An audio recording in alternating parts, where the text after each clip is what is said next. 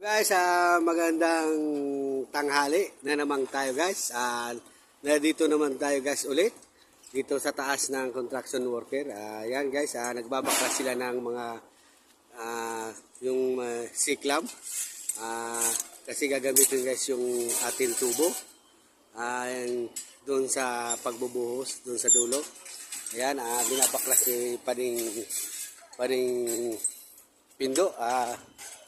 Pinyaruyo dito guys sa taas ng second floor. Ayan, gagamitin guys yung ating siklam. Ayan guys yung siklam natin, tapos gagamit pa rin tayo ng tubo.